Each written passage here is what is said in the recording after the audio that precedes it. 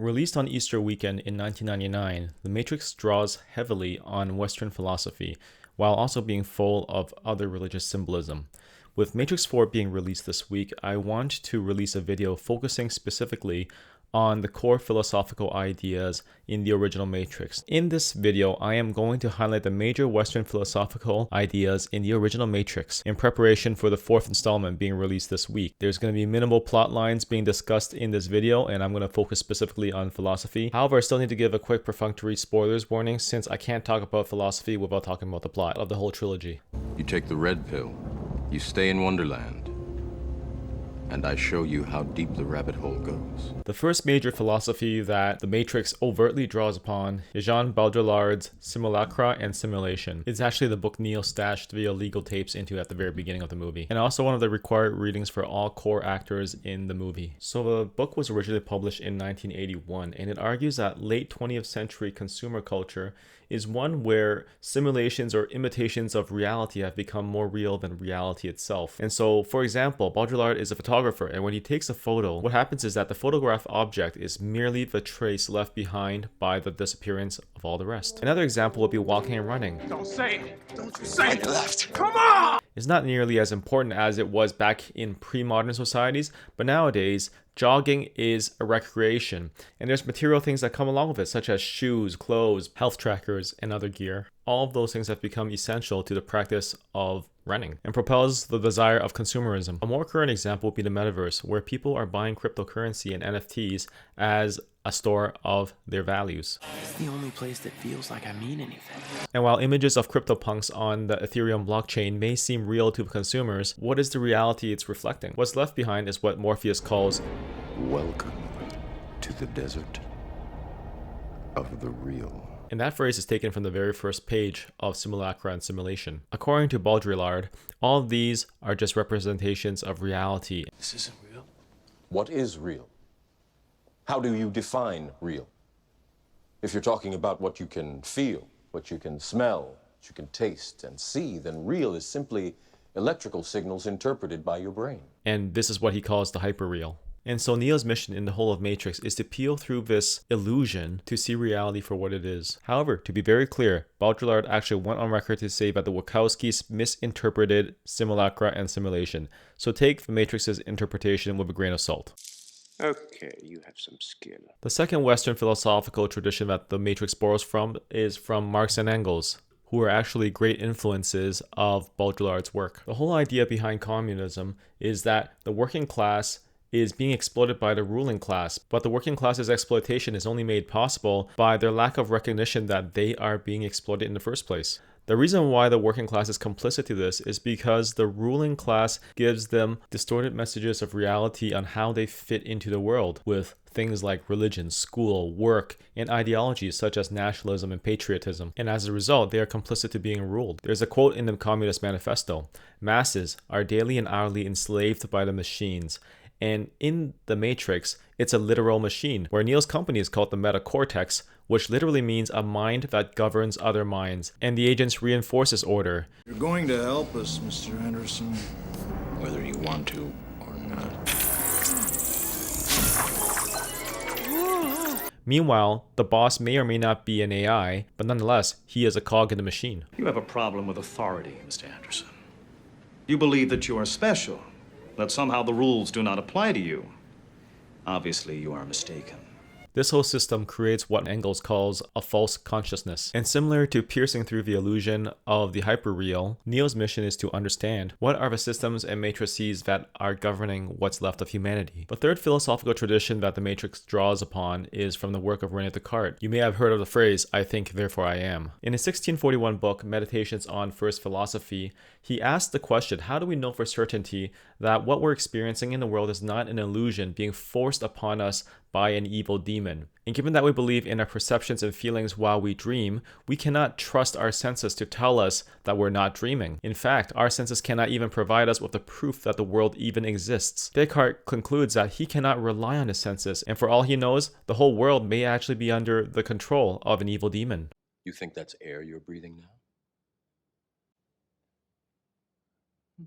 In this case, the evil demon would be the architect on behalf of the machines.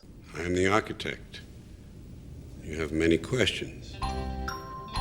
The fourth Western philosophical idea is from Plato's allegory of the cave. Outlined in The Republic, written by Plato, he imagines that there's a cave where people have been kept prisoner since birth, and these people are tied there in such a way that they can only look straight ahead and not to the side or behind them. And on the wall in front of them, they see flickering shadows of shapes of people, trees, and animals because there's a light source behind them, and people would be walking by, or perhaps puppets, to cast the shadows on the wall to lie to the captors. But because these images are all that these people have ever seen, they believe that these images are actually the real world. What happens in the allegory is that one of the captives manages to escape. He turns around and sees the blinding light of the fire because that's the first time he's seen fire directly. Of course, at first the light is blinding, but he slowly gets accustomed to it and he manages to figure out all the shadows that he's been seeing on the wall since birth has been shadows cast by his captors. As he slowly navigates his way outside the cave, he steps out into the broad daylight, and once again the sun is blinding. And he begins to take his first steps outside the cave and actually experience the real world. He decides to re-enter the cave and share what he found with his mates. However, no one believed him.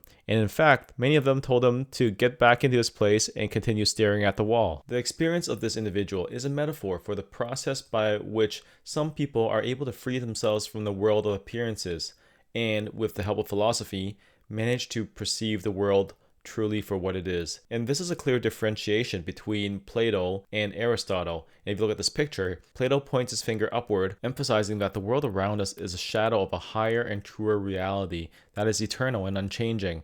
And these include things like goodness and beauty. For Plato, this otherworldly reality is the true reality. Meanwhile, Aristotle positions his palm downwards, symbolizing the only reality is the one that we can experience by our perception, which is exactly the reality dismissed by Plato. And this is precisely the problem that the Matrix grapples with. When Neo wakes up from the Matrix, what he realizes is that the Aristotelian reality that he perceived all around him in the Matrix was actually all false, and that the true reality was actually the green coat around him in the Matrix. The real problem then becomes, how do we know whether the outside world is real and that it's not actually a matrix within a matrix? Kind of like how Christopher Nolan would ask the question in Inception, how do you wake up from a dream in a dream? Which is why my personal belief is that Neo actually never made it out, because his resurrection of Trinity and his ability to perceive and control the Sentinels in the quote-unquote real world was actually because the real world was just another simulation. Even the Spoon Boy told him so, inside the Matrix and outside. Try to realize the truth. What truth? There is no spoon. And this reflects the point that Marx and Engels made about the working class feeling like they're not being exploited. The system of oppression needed Neo to feel like he actually has agency in this whole thing. Choice. The problem is choice. The last Western philosophical tradition that I'm going to draw upon in this video is Socrates' visit to the Oracle of Delphi. Socrates is known as the teacher of Plato, who is the father of classical philosophy in the West. Ancient Greeks considered Delphi to be the center of the world, and they looked up to the wisdom of the oracle who lived in the temple of Apollo there. This oracle's prophecies were always cryptic, and when Socrates visited the oracle, he claimed that he knew nothing. And the oracle said that he was the wisest man on earth for recognizing that. Socrates disagreed, but he came to realize the irony in her message. By claiming he knew nothing, Socrates truly was wise, because only those who claim to know nothing actually recognize the limits of their knowledge, because a cup is most useful when it's empty. Empty your mind. Be formless, shapeless, like water.